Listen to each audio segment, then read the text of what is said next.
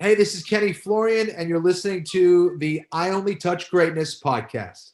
How did you get into fighting in the first place then? And when did it actually start, like the MMA? Right. I had no intention of going into professional fighting. I loved Brazilian Jiu-Jitsu. And, for me, I got into it because of Hoist Gracie, like so many other people. And I said, if I want to be really good at this, or if I want to at least know what the heck I'm doing, I always felt like I needed to challenge myself against another dude who wants to fight and wants to try to hurt me. Um, and for me, that was the big challenge: was how can I prepare for another trained fighter? How would I do? And that was always something that was on my mind. So I was like, I'm going to try one fight and that's it. I'm going to see what happens. And, I won my first fight. I won my second. I won my third. I think it was my fourth professional fight or my fifth professional fight, where I fought for a belt in Boston. And I went against a guy named Drew Fickett, who was actually being scouted by Dana White to be on this new Okay. show called The Ultimate Fighter. And we had an absolute war. That was probably the first time I had ever been hit in the face in an MMA fight, because the other fights I would just kind of take people down and win. And we had a back and forth war, man. And yeah, so I thought I won. He thought he won. He ended up winning a split decision in Boston. And, after the fight, Dana White had come back to my dressing room and said, that was an amazing fight. I thought you were going to get your ass kicked. I thought you won the fight, man. You got to hit us up. Let us know, send an interview of you being interviewed, by your brother or something. And, we'd love to have you on the Ultimate Fighter show. And I was like, I was so pissed that I lost. And I was like, yeah, whatever. I ended up sending in some like seminar DVD of me teaching.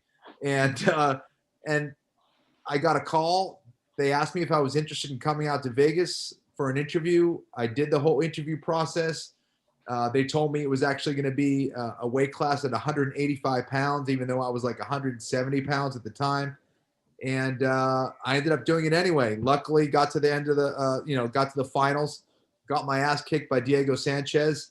And it was really then that I said I wanted to be a professional fighter, because after that, I was like, I need to do this. I'm not going out like that. I know I can do better. I know I can actually train much better and train like a fighter. And I felt like I allowed myself, to just cave to the pressure, and it just didn't sit well with me. And I said, you know what, I'm going to make this my living and see how far I could take it.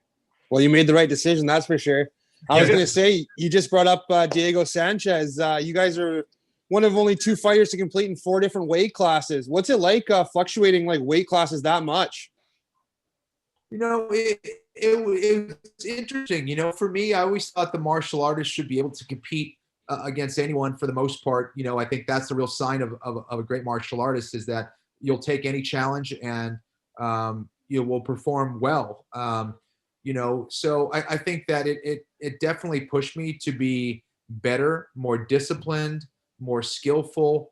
Fighting up at 185 pounds was really difficult. I was tiny. I was the least experienced. I was the smallest on the show. So that was really tough. But I learned a lot of, how to, deflect people's energy and how to be more efficient and all that stuff. And then at 170, that was also tough because those guys were pretty big. 155 was probably the right weight class for me. That was kind of the happy medium. And that 145 was just way too low. I didn't have any energy or much strength at that weight class. So that was just fucking crazy. But it was a cool experience though. I mean, it really taught me a lot about dedication and discipline, and just trying to making the weight was a battle in and of itself. Now, did you go slowly down from the 185 to the 145, or was it Yeah, like so I don't think I was ever even 185. I think I was like 182 pounds was like the heaviest I ever was. Most people were like 215, 210 pounds, cutting down to 185. So that was a big difference. So even 170, I think I probably was walking around when I was at 185. I was trying to gain weight. I think the heaviest I got up to was like 182, and then when I was fighting at 170, I think like when I wasn't like killing my diet, I was like 178 pounds, and then I'd cut like maybe like 2 pounds to make 170, and then 155, I'd cut like 7 pounds, maybe 8 pounds. And then at 145, I cut a lot. Yeah, big Yeah. time.